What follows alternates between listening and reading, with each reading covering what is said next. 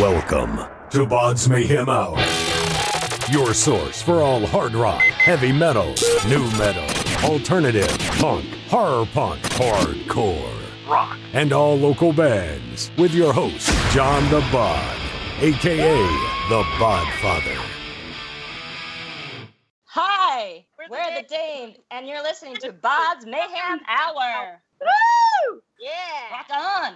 The views and opinions of the guests do not necessarily reflect the views and opinions of BODS Mayhem Radio Network, its staff, affiliates, or sponsors. Parental discretion is advised. Welcome to BODS Mayhem Radio Network. Hey everybody, welcome to BODS Mayhem Hour. I'm your host, John the Bod, a.k.a. the Bodfather. As always, I'm bringing you guys and gals awesome interviews.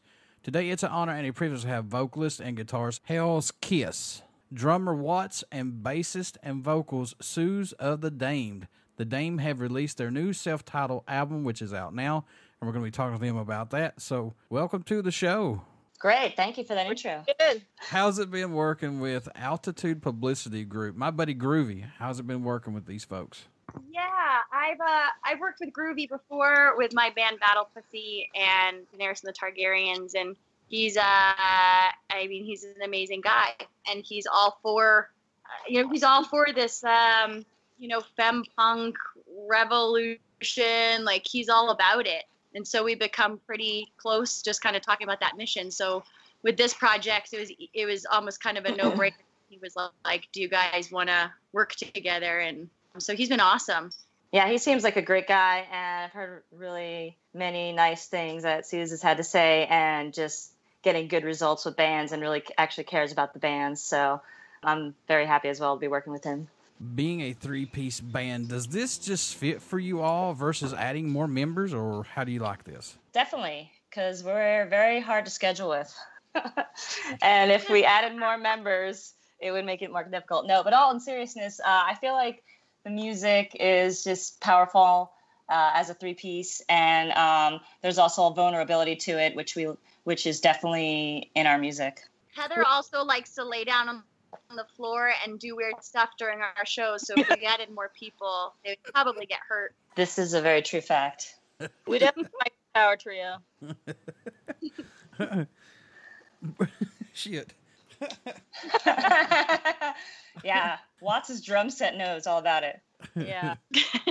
Bringing this band together, what did you want to bring to the table and plus be different from others that's out there as of right now? Well, considering all that is going on right now in the world, this band was basically born after the 2016 election. So it was an outlet to express our tension and stress and anger over the current presidency and things going on in the world that are really fucked up. So I hadn't played in a punk band in a few years. I was playing in like a more synthy type band before this one. And I decided it was time to throw the guitar back on and write some punk songs about what's going on. And yeah, it's definitely a good outlet for that.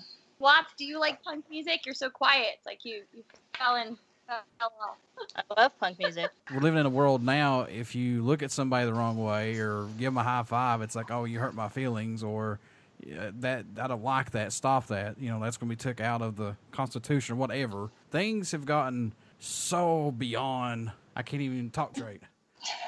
So I just wish people would get some thick skin and just go on. I mean, geez, let it go. Yes, but at the same time, a lot of those people might have a really history of being abused, history of sexism, homophobia, transphobia, and it's good that this light is being brought towards it. I mean, it can get a little out of control with people being accusatory in that sense, but also, it's been going on for so long, and people have buried these feelings, and it's time for that to come out. I will give you that. Touche on that one. I will give you that one. Yeah. What's impressed or excited you guys the most about making this self-titled debut album, if anything? Is there anything for all of you that stick out possibly on it? There's some of these songs have been in the works for a couple of years, and I had gone through a process of trying to find the right people to collaborate on these songs, and some we've collaborated on together as well. And it was just the fit with in terms of our political beliefs, our gender, politics, that we came together, and the style of playing of the other two members also just contribute a lot, and the energy as well. We're all about that raw energy, and we wanted to capture that on this album, and I think that we did. Yeah, I mean, I come from that a very big punk background. I'm kind of a loud, angry feminist, so yeah, this was kind of like a perfect fit, because I think that we're able to, like, Heather will come with an idea, and then we'll just kind of start to riff off of each other. And I think that's what's kind of, we've been able to write songs pretty fast, because we just start to feel that same kind of mood and groove and go from there. So it's been pretty awesome. Was it hard to choose between the current set of songs on this album? Which one would be the first single, let alone a video, that you wanted to push or release first? Yeah, we're actually in the works of discussing a couple of music videos, and the two that stick out, I mean, there's a few, but we have a song called Equal Pay Day, which addresses the pay gap between men and women. And we also have a song called Ritual Revolution, which is another very political song. And I think the music is really energetic and raw and really cuts through you. And it's about basically this coven of witches that are casting spells on Trump. They get together, like witches all around the world, this like mass occult, and they basically all do this incantation at the same time on each waning moon, and they've been doing this since the election, and just trying to have it so our president isn't harming others and to get him out of the office. Any songs standing out more to you than any right now on this album? I know it must change every time you listen to it or when you're working on it, but is there any songs for each of you that stick out possibly? I think for me personally, the song Pulse is about the nightclub shooting that happened in Florida, and it's with all of the school shootings and just shootings in general, and just kind of the fear sometimes that I'll even get just going into a public place or a concert or anything. That song, every time we play it live, it definitely either kind of chokes me up a little bit or it makes me super angry. And that song always seems to really kind of get me, because sometimes we're playing it after another shooting, and it's like, it just gets, it gets so repetitive, like just to hear of another shooting, and we're like, God, we're still singing about this stuff, like that's crazy, so that song definitely always sticks out for me. And how many times have we announced other shootings before that song? That one totally is definitely at the top of the list for me as well. Like Suze was saying, every time we perform it, I just kind of go back to when I saw that happen on the news, and it was during Pride Month as well. So I was actually in a gay club when that news went down. So it was very, at the time it was the deadliest shooting. And since then, there's been way more that have reached number one. So definitely that one for me as well. It's hard for me because I'm very attached to all the songs. But it's true what you said in the beginning, that different songs resonate in me, throughout the journey of making this album and performing these songs. What? Come on, talk. Come on. I don't really have one that sticks out for me. I mean, they all have its place. I'd have to say I really do like Ritual Revolution as far as performing it. That song is very energetic. Definitely fun one to play. But yeah, not one I would say sticks out for me. I mean, I like them all. They're all pretty fucking awesome. She's very balanced, that one. You got to. Yeah, she's the drummer. She's holding it down. So this album was produced by, and I hope I pronounce his name correctly, Manny Naito. How was working with him on this, and did he push you guys in the studio working on this, and did he get anything extra out of you that maybe somebody else may not have gotten? Actually, he recorded the album, not produced it, but just to clarify. But we actually kind of are doing an online search, trying to find the right person to record us. Haven't recorded in a while and been out of the loop of kind of who I wanted to go with. And I liked, his library of songs that he recorded from different bands, especially some kind of well-known indie bands like The Breeders and Health. And he definitely captured the energy in the studio and got, especially with the guitar, he got the sounds that I wanted to just have resonate properly, because that's very important to me to get the guitar sound right as the guitarist. But and there's like a lot of noise and stuff, so it was a lot of layering and just trying to recreate like a live vibe, and I think he definitely did that.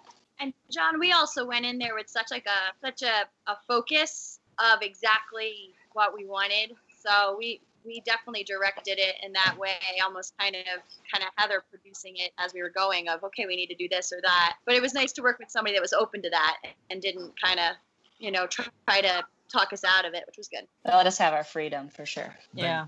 David Rasmussen did the artwork for the album. How was the work with him, and what led you guys to take him on as the artist for this? I know David as an acquaintance. He's like a friend of a friend, and he's like does really great drawings, as you could see, and all in that kind of vein, kind of this horror punk vibe. And I've been like following his Instagram account for a while now, and I just, every time I see his artwork, it's just really striking and resonates with me. So when it came time to figure out what to put on the front cover, I thought that would be a wise choice, and I think it really works well with the music. What do you hope everyone takes away from this album, or message you hope to hear while listening to it, or just any of the Dame's music in general? What do you hope everybody gets from it? I mean, I hope that they we played this one night, and it was just a really amazing community. It was a queer night, and it was just a very attentive crowd, and it was cool to see them start to kind of catch on with some of the lyrics and like kind of sing with us, even though like I just feel like I don't know, but we've seen them, like people in live shows really connect to it and almost like want to sing along, or they're, we had one little girl, well, I'm calling her little, she was probably like one, but this girl came up to us on another show and she's like, I've been following you guys, and I was like, shut up, like that's creepy, but I didn't think of it. Why are you following us? Because you forget that like some of the stuff that we're singing about, it's really important, and it also brings anybody that's feeling a little bit different or a misfit or feeling like they don't have that family or that place. It's like we're trying to bring that community together and saying like, no, like we're all doing this together and we can do it. Like our record release party was just, the estrogen was flying, and it was amazing. Oh yeah. And it was so supportive, and everybody had a cool message. And I think that the female voices, I mean, they're definitely rising up, but it's important as women for us to really support each other. And I feel that we're finally all starting to do that. And I think this album really kind of brings together all of those struggles and what we all deal with in daily life. And awareness. I'm hoping people take away awareness from our album. Awareness of what's going on right now and how fucked up the world is. We're just, we are just messengers of a voice of what's taking place right now, going on. Definitely, and it's to piggyback on that, it's about like taking a stance, letting yourself be heard, even if you're in the minority, and just not being afraid to speak up if you see something is wrong. Like stand up for people, acknowledge those who are oppressed, fight for it, protest. All that is wrapped up in this album. Do you see this band still musically growing, or has it just been more of a personal growth for all of you involved in The Damed? I definitely see us growing musically. I cannot wait to keep writing more songs with Watts and Suze. We have I think we're kind of a blend of genres, and I think those interweave, and it really gives us a lot of freedom, and while also getting our message across. And it's very much post-punk as well as punk. So we kind of like to do weird effects and noise and we kind of are influenced by let's say Love and Rockets and some other punk bands like Sonic Youth. You might have heard of them. Yeah, so that's definitely where it's at. How much local support does The Damed get, possibly? We're definitely growing as a band. I mean, we haven't been together that long. And ever since, we started recording this album and kind of the buzz around the album, I feel like people are starting to get interested in seeing who we are. And we're getting, more and more support as time goes on. And just hope to keep, doing that on that path.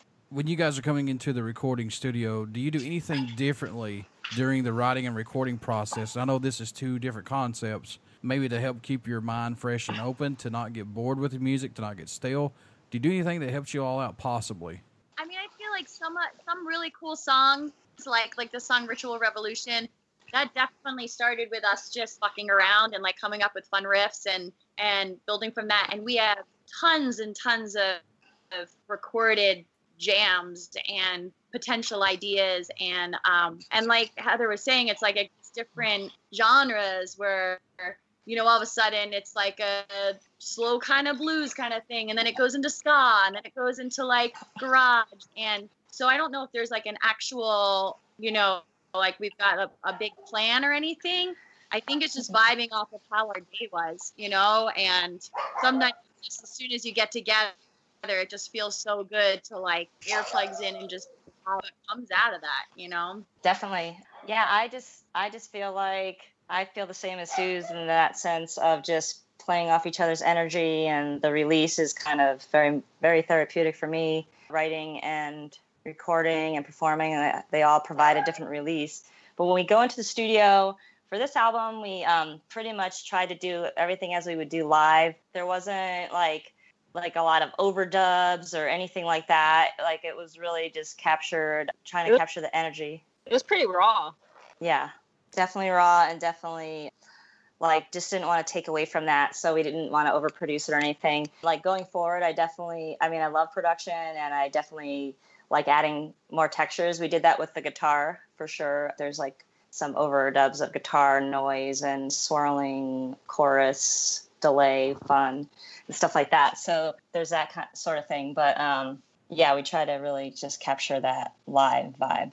What can fans expect at a show from the Damed who have not got to see you guys live as of yet? What are they going to get when they come to see you live? Balls to the wall. Heather throw herself more. Balls to the wall. Balls to the wall. Suze jumping up and down, vibrating in her like cool dress with Doc Martens. I'll paint a picture for you, John. So our last gig, I just got this overdrive pedal for my bass, and Watts' kick drum was like really intense. And when I hit the overdrive, you could feel it buzzing through the bottom of our docks, and that was the coolest thing ever. Oh, we thought we were having another and it was earthquake. kind of right, and I kind of wanted to see everyone kind of hold their heart, you know, like that feeling when a bass is too much and you're gonna explode. That's kind of like, I don't know, it's like that energy. Like sometimes, like I know Watts looks like Beyonce because she always has a fan blowing on her, but like yeah, she was wearing sequins the last show. But I love to just like run around and go crazy, and it's cool because when I first I've always kind of fronted bands, and so I feel like there's a lot of pressure with that. So like playing bass and singing backup just gives me like I can do whatever I want now, and Heather's also given us the okay that it's punk, it doesn't have to be perfect, right? So it's like if I'm having too much fun and I miss a note, it's not the end of the world, you know. It's still creating a cool vibe, and yeah, it's honest. Yeah, and like there's like shredding her face off, and we play like, you know, like she's jumping off of the kick drum. It's just fun, and I think we just kind of get stuck in our own world, and then it's all of a sudden the song's over and you're like breathing pretty heavy, and then you're just like, okay, next one. So yeah, definitely as we're getting older, I need to exercise more so I can keep up with these sets. Fuck. But like for me, like I feed off the crowd. Like I'm all about that. Like it really like just sets the mood for the show, and I just like to make eye contact with people, make them uncomfortable, just kind of go off, and also just like riff like the fuck with my bandmates. Like, you know, like there's this one song that we have where we make a lot of noise like throughout the whole song, and Suze and I have like drumsticks, and we're like helping Watts bash her drums and do like violin and guitar with crazy effects. Well, I'm the more mellow one of us.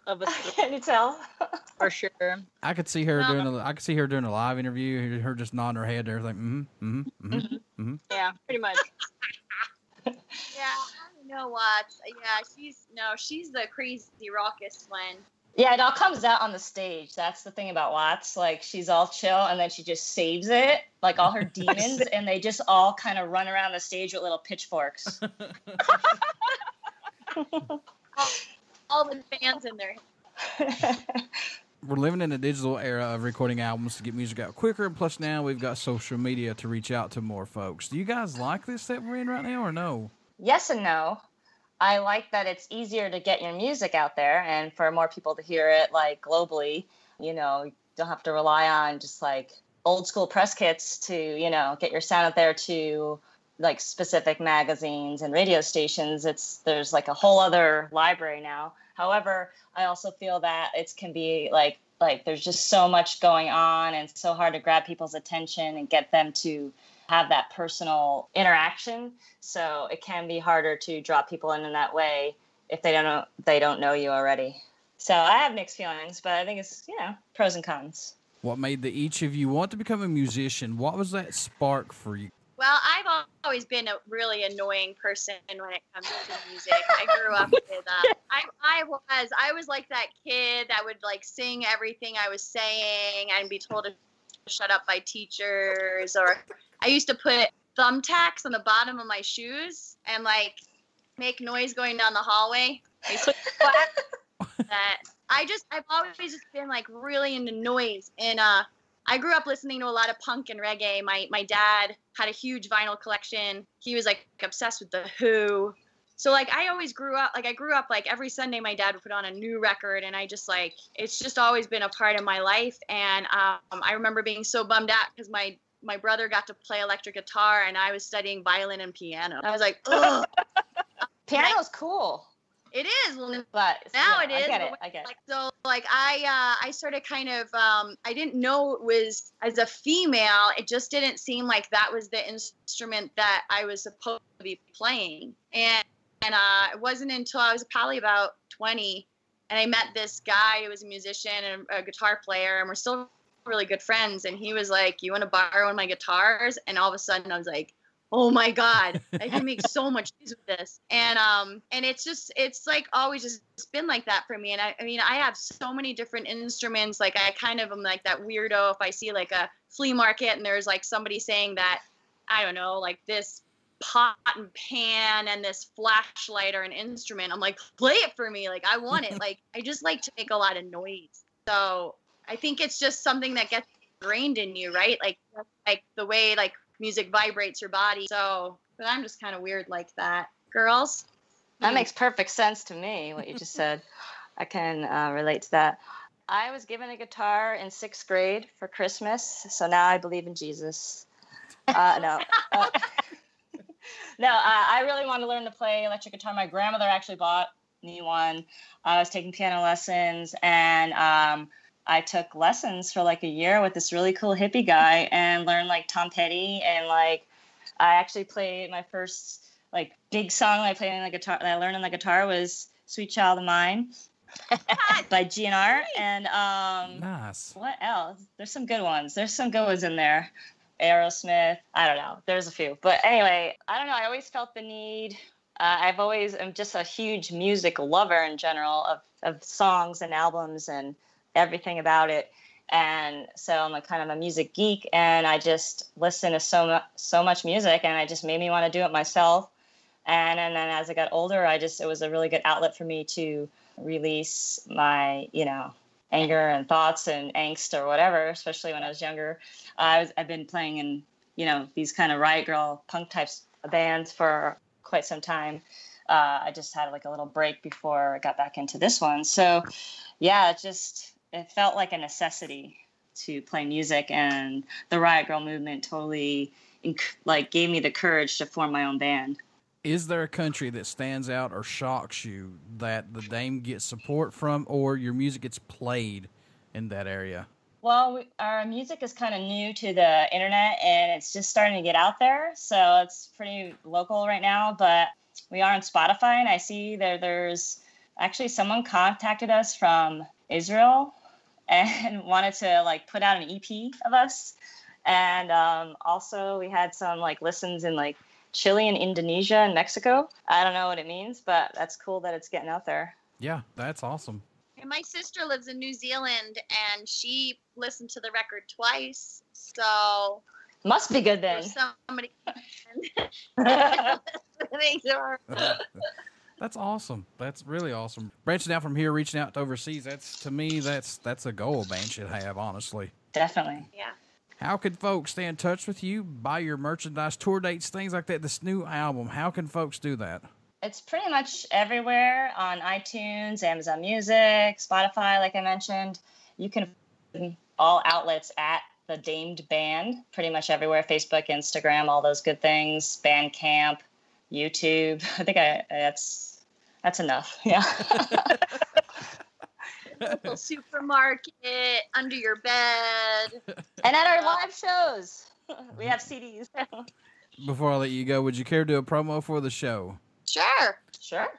Hi, we're the Damed, and you're listening to BODS Mayhem Hour. Woo! Yeah. Rock on. Everybody stick around. We got some great stuff coming up, and you only hear these interviews right here on BODS Mayhem Hour and BODS Mayhem Radio Network.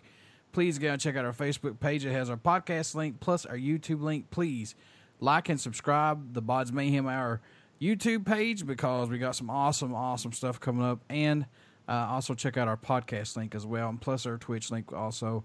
And get out and check out The Damed. Trust me, you're going to like these ladies. A lot of punk music. That's what I like. That's what I grew up on, plus metal. So I have a mixture of stuff that I like there. So I wish you all nothing but the best of luck and continue to do what you guys are doing. Thank you so much. Thank you so much for having us.